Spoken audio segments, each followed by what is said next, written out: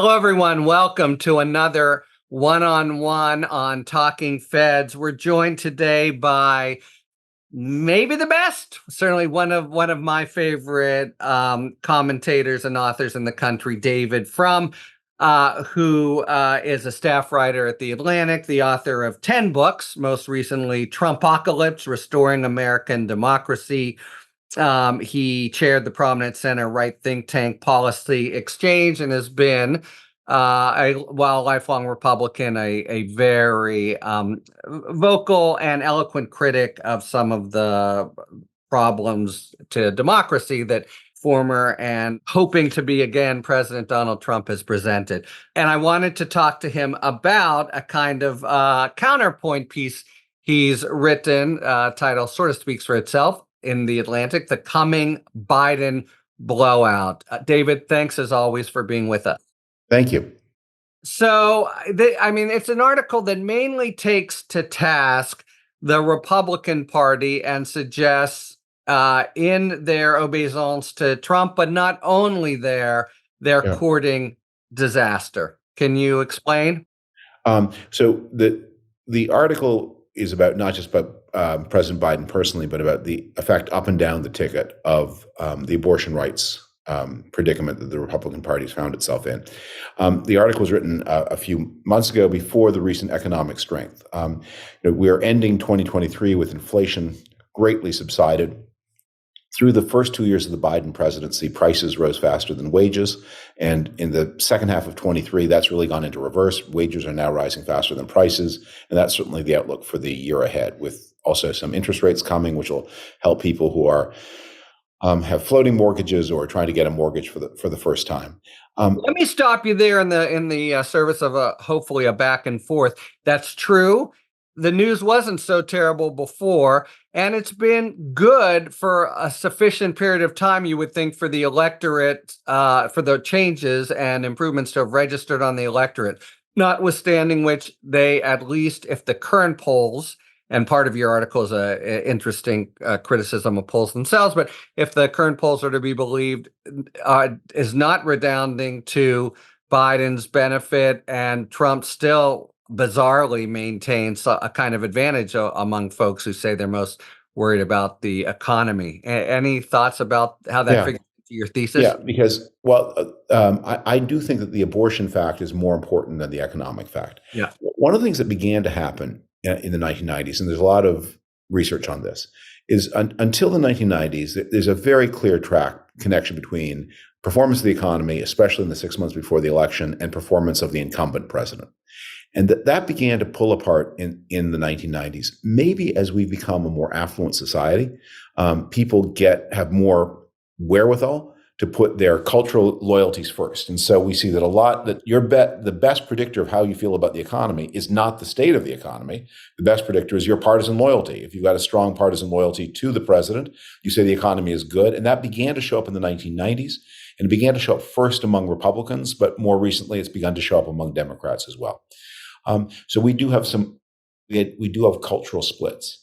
But I think the key thing that just I keep thinking about when I project ahead for the election is Donald Trump won 46 point a little bit percent of the vote in 2016, and he won a slightly higher 46 point something in 2020.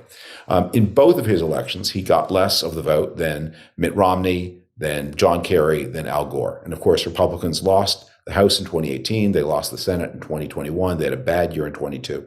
So Donald Trump has always been a candidate who has been the less popular of the alternatives in front of the American people. And that was before the abortion decisions began to work their way through the American political system.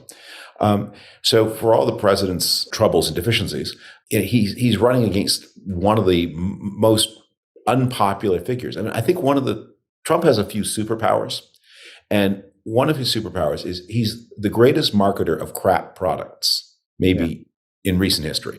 Like there are a lot of great marketers, but normally the great marketers are attached to a great product. It's not hard to market Disney. It's a quality. If you like amusement parks, it's a quality amusement park. It's not hard to market Nike. It's a great shoe. I don't personally drink soft drinks, but I'm told that Coca-Cola is delicious, and so it's not surprising that. But Trump is the worst steak. It's not like the second best steak or the third best steak. It's the worst steak. It's a terrible vodka. It's a crappy hotel. I was just for the first time in what used to be the Trump Hotel in Washington. I was just stunned at what a gimcrack lobby it was. Yeah. And why would anyone? Yielded and nothing else, basically. Yeah. Yeah, why would anyone? The only reason you'd be here is in order to bribe the president, because there's so many nicer hotels at the same price point. So what he used to do was he always told you, this is great, that this was great. And that's been his superpower. Biden doesn't have that superpower. Biden presides over a much more ramshackle coalition, but it's a bigger coalition. All right. Well, then let me ask you, is it your sense then, because you're, again, pointing to, an incipient disaster by the party overall, is it your sense that the party, I was going to say the party officials, but hard to say what really is anymore the kind of institutionally the Republican Party. But is it your sense that they realize this, but they're just individually too scared of him and the impact of opposing him on their own personal trajectories, or is it that they themselves have been fooled, have drunk the very bad third-rate Kool-Aid and don't realize the cliff they're running off? Well, as you said at the very start, the problem is there isn't a they anymore. Yeah. So once upon a time, there were a relatively small number of people who could make a decision like Eisenhower would be better for the Republican Party than Taft, and they could do something about it. Right. Or it's time to get Henry Wallace off the Franklin Roosevelt ticket and replace him with Harry Truman. Those decisions were made by the Wallace-Truman decision in 1944 was probably made by 6 or 8 people. The decision for Eisenhower over Taft was made maybe by 100 people. But there used to be that kind of party organization. How would you do it? I mean, we saw in this cycle that the wealthiest people in America invested $200 million to try to sell Ron DeSantis to the Republican Party, and they couldn't do it. And DeSantis had the backing of Fox News, which gave him 2 years of where Trump was basically barred from the Fox News airwaves, and DeSantis was on all the time. Again, all the various PACs and super PACs and gubernatorial races, that probably adds up to $200 million of donations. They couldn't make it happen the way once upon a time they could make Eisenhower happen over Taft. No more smoke-filled rooms, right? Yeah. No. We busted, for better or worse, we busted apart that. And so what we have are vast national organizations of hyper-mobilized people. And this is a problem for both parties, but because Republicans are more cohesive, it's a bigger problem for them, because the hyper-mobilized Republicans can converge on one person in a way that the hyper-mobilized Democrats they split between Bernie Sanders and Hillary Clinton. They can, because there are more different kinds of Democrat than there are kinds of Republican, that they don't converge as unanimously as the Republicans do. So lots of people who care about the Republican Party can see that. Could see in 2016, could see in 2020, could see in 2024 that Trump is trouble, but there's no mechanism by which they can do anything about it. And of course, as we've seen, and as once again demonstrated on the very afternoon you and I record, the courts are not going to help them. Yeah. Okay. And this piece is already written a while ago. The flavor of it was they are courting disaster. Is it now the case basically that they have courted disaster? There seems to really be no way around, with a few weeks till Iowa, and Trump's not getting the nomination. You hear different scenarios about some surprise in New Hampshire, but very shortly thereafter, South Carolina, Super Tuesday. It just seems like a fait accompli. Is that how you see it now? Yeah. Well, if you're a Republican, why shouldn't Trump be your nominee in 2024. No one will articulate. $200 million was spent to make him not the nominee. But when you go through the past year and a half of Republican Party internal politics, that the DeSantis message was, well, Trump shouldn't be the nominee because he was not anti-vax enough. Trump shouldn't be the nominee because sometimes they would murmur he has some baggage, but we're not going to tell you what it is. And of course, he's completely in the right, and the people associating the baggage with him are wrong. So if you won't articulate a case against somebody, it's awfully hard to run against him. Sometimes there's the suggestion, well, he's kind of chaotic and he's not very good at organization, but he was president already. And if your message is, well, that presidency was great, but I don't approve of his work schedule, what kind of argument is that? If you're not prepared to, and if you are not prepared to acknowledge, hey, Donald Trump was the first American president to plot a coup against the Constitution from within, if you can't say that, and you're hoping to have sort of the benefit of it, you're hoping that somebody else will say it and the courts will do something about it while you yourself defend him, there's no kind of argument there. So there's a kind of, I'm not very sympathetic to the Republican position because there's a kind of moral breakdown here where you won't say, why shouldn't he be president? Well, because he wants to betray Ukraine, because he's a crook, because he took bribes, and because he tried to overthrow the Constitution by violence. How's that? I've got more reasons than that, but let's start there. How's that work for you? I mean, we tape a couple days after the Colorado Supreme Court issued a decision, and the Trump rivals, who are at least tentatively being a little more critical of him, all completely circled the wagons and criticized it as a Democratic polarized decision. So look, if they think that, then why are they even running? Why are they loyally supporting this victimized, blameless hero of the Constitution? So you need to have a theory of the case as to why you should be president. Right. And when you say, well, it's just time. He has one, actually, right? He has one. That's one, right? But Nikki Haley, it's time for somebody new. Right. Okay, well, there are hundreds of millions of people who could potentially meet that description. People who have not been president before. There are a lot of people who haven't been president before. Like, why you and not any of them? Yeah. And look, all of this would be, and your more intimate knowledge of the party and party dynamics and recent elections are all encouraging to someone like me who, ardently hopes that he's not even close to elections. Let me pose a counterpoint and ask what you think about it. You do note the very important role that younger voters played in 2022, and in particular their engagement on reproductive rights politics.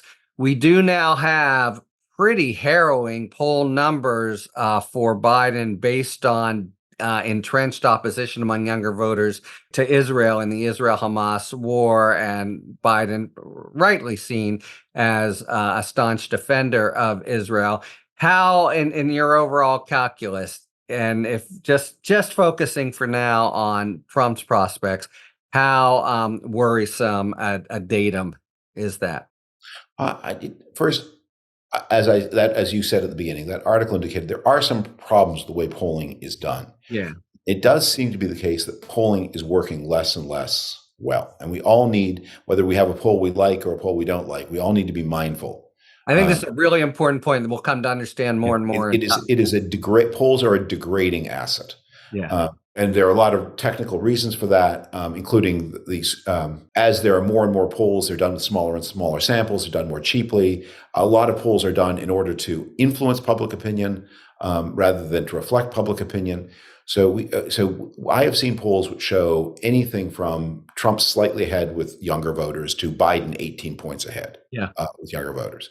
So what that tells me is not that people are bouncing around so much, but the polls may not be reflecting reality. Or maybe the reality is an overall sourness that nevertheless doesn't translate into how they'll vote. Yeah. But whatever it is, they're against it, or it seems to me might be working here. Yeah, and it's very hard for me to believe that the Hamas war against Israel is a voting issue for any but the tiniest fraction of people. And while I'm prepared to concede or to imagine that among a certain brand of young Democrats, that for those Democrats under 25 for whom this is issue one, more of them are anti-Biden than pro-Biden. I also think they're probably going to vote for Cornel West or Jill Stein or Bobby Kennedy Jr. or somebody like that. They are, because one of the things that is very striking about, and there's a lot to say about the reaction to this war, but so much of the pro-Palestine advocacy is also anti-system advocacy. What I'm struck by is how little protest in the legal sense there has been, and how much anti-social action. So people whose idea of protest is blocking a bridge or smashing a window or harassing a restaurant, those people are probably not going to vote for a Democratic candidate for president, because the Democrats are a system party, and that's anti-system behavior.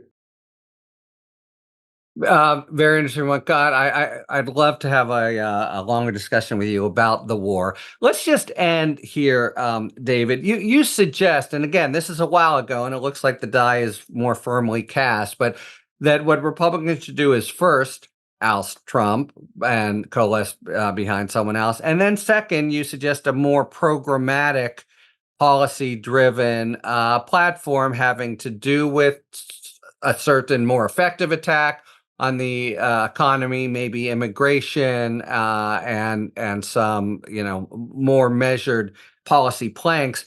What about the prospect? Do you think, conversely, that if Trump wins, and I'm sorry, I'll add one more point, which is what they're doing instead is endorsing the kind of grievance politics of Trump, but somehow suggesting unpersuasively that they're the better choice.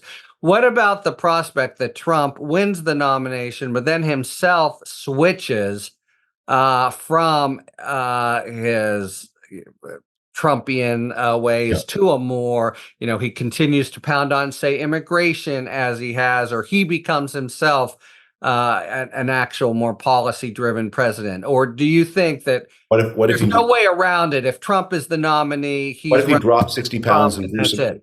What if he dropped 60 pounds and grew a head of natural hair? That would also be. All right. Fair enough.